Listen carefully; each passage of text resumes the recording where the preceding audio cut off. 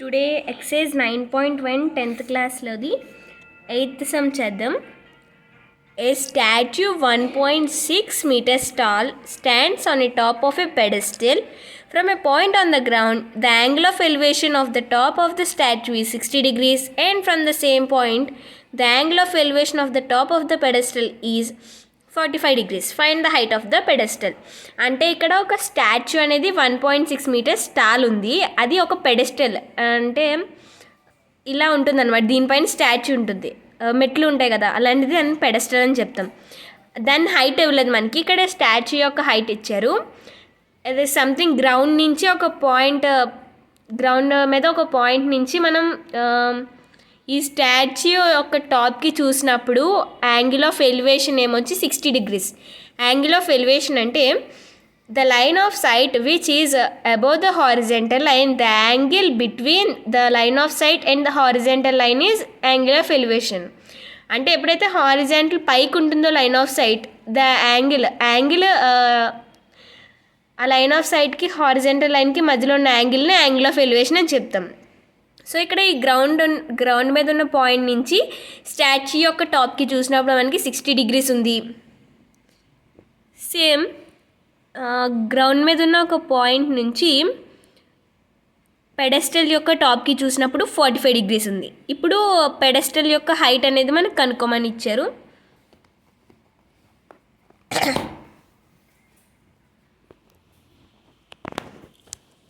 So చూడండి, ఇది height of the pedestal, ఇది స్టాచ్యూ ఆన్ ద పెడెస్టల్. అంటే ఇది పెడెస్టల్ మీద ఉన్న స్టాచ్యూ. ఇక్కడ నుంచి ఒక గ్రౌండ్ మీద ఒక పాయింట్ తీసుకున్నాం.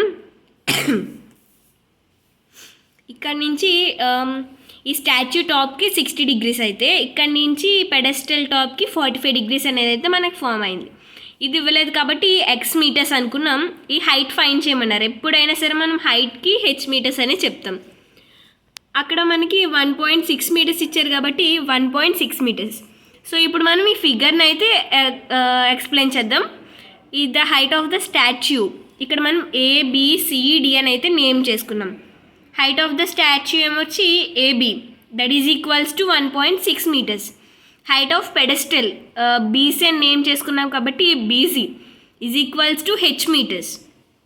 ఇక్కడ AC అంటే ఏంటి, AB ప్లస్ BC అంటే ఇది టోటల్ హైట్. AB ఏంటి 1.6 ప్లస్ BC ఏంటి H. సో మీటర్స్ అనేది కామన్గా పెట్టుకున్నాం అనమాట. ఇప్పుడు the distance between the foot of the pedestal to the ground point. ఈ పెడెస్టల్ యొక్క ఫూట్ నుంచి గ్రౌండ్ పాయింట్కి మధ్యలో ఉన్న డిస్టెన్స్ ఏదైతే ఉందో C నుంచి Dకి, దాన్ని మనం X అని చెప్పుకున్నాం, X metres. Angle CDB is equals to, ఇక్కడ C ఉంది, D ఉంది, B ఉంది, so 45 degrees. Angle ADC 60 degrees. So ఇక్కడ మనకి ఫస్ట్ 45 degreesకి చూసుకుందాం. అంటే ఈ ట్రయాంగిల్ని మాత్రమే చూద్దాం. ఇక్కడ మనకి ఈ రెండు మనకి తెలియవు. సో ఇక్కడ tan θని అయితే మనం అప్లై చేద్దాం. ఈ 45కి opposite BC, adjacent CD. tan θ is equals to, so ఇక్కడ tan θ is equals to opposite to adjacent కదా. tan మనం 45కి చూసుకున్నాం కాబట్టి tan 45 ఈజ్ ఈక్వల్స్ టు, tanకి ఆపోజిట్ BC కాబట్టి BC, అడ్జసెంట్ CD కాబట్టి CD. tan 45 వాల్యూ మనకి 1, దట్ ఈజ్ ఈక్వల్స్ టు BCకి మనం H అని, CDకి X అని పెట్టుకున్నాం, H/X. ఎక్కడ మనం మీటర్స్ అని అంటే యూనిట్స్ ఎక్కడ ఎక్స్ప్రెస్ చేయం. లాస్ట్లో ఫైనల్ వాల్యూకి మనం యూనిట్స్ కంపల్సరీ ఎక్స్ప్రెస్ చేయాలి. సో X ఇక్కడ క్రాస్ మల్టిప్లికేషన్ చేసినప్పుడు 1 into X అంటే X is equals to H వస్తుంది. దీన్ని ఇలా ఉంచండి. ఇప్పుడు మనం ఈ పెద్ద ట్రయాంగిల్ ఏదైతే ఉందో 60 degrees, దానికి tan θ అయితే అప్లై చేద్దాం.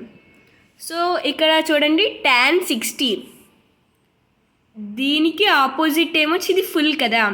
ముందే చెప్పాను AC is equals to AB plus BC. So AB plus BC by adjacent ఏమవుతుంది CD. ఇదిగోండి CD. సో tan 60 అంటే √3, that is equals to AB plus BC అంటే ఇక్కడ మనం ఆల్రెడీ రాసాము 1.6 ప్లస్ హెచ్ అని యూనిట్స్ మెన్షన్ చేయక్కర్లేదు బై సిడి అంటే X metres. So X cross multiplication చేసినప్పుడు √3 into X is equals to 1.6 plus H. ఇక్కడ మనకి ఏమొచ్చింది, X is equals to H. ఇక్కడ X is equals to H అని తెచ్చుకున్నాం కాబట్టి దీన్ని యూజ్ చేసి దీన్ని హెచ్ చేసుకున్నాం. అంటే ఎక్స్ అన్న హెచ్ అని ఈక్వల్ అయినప్పుడు ఎక్స్ని హెచ్ అనుకోవచ్చు కదా, ఇక్కడ ఆల్రెడీ హెచ్ ఉన్న దాన్ని బట్టి దీన్ని ఎక్స్ అని కూడా అనుకోవచ్చు. సో నేను దీన్ని ఎక్స్ని హెచ్ అనుకుంటున్నాను. సో ఇక్కడ H √3h is equals to 1.6 plus H.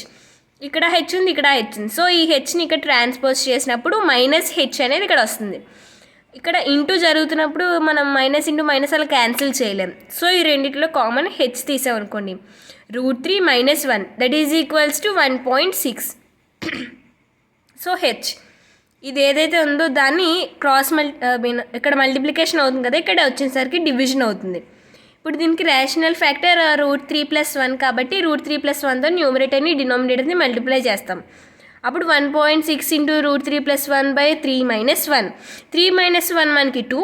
ఈ 2ని 1.6తో డివిజన్ చేయొచ్చు కాబట్టి 0.8. సో 0.8 ఇంటూ ఈ ఇంటూ √3 + 1 అనేది క్యాన్సిల్ అవ్వలేదు కాబట్టి అది అలాగే ఉంటుంది. ఇక్కడ మనకి √3 వాల్యూ అనేది 1.732. ఇది ఆల్రెడీ దాంట్లో ఇస్తే చేయండి, వాల్యూ మెన్షన్ చేస్తే, లేకపోతే చేయకపోయినా పర్లేదు. ఎన్సీఆర్టీలో ఇది మెయిన్ చేయాలి, స్టేట్లో అక్కర్లేదు. సో ఇక్కడ 0.8 ఇంటూ 1.732 + 1. ఇప్పుడు మనం మల్టిప్లికేషన్ ప్రాసెస్లోని ఫస్ట్ దీనికి 1 యాడ్ చేసినప్పుడు 2.732, 0.8 into 2.732 calculation after 2.1856. So therefore H is equals to 2.1856 metres. ఈ మీటర్స్ అని పెట్టకపోతే మనకి హాఫ్ మార్క్ అనేది పోతుంది. సో ఇది సమ్.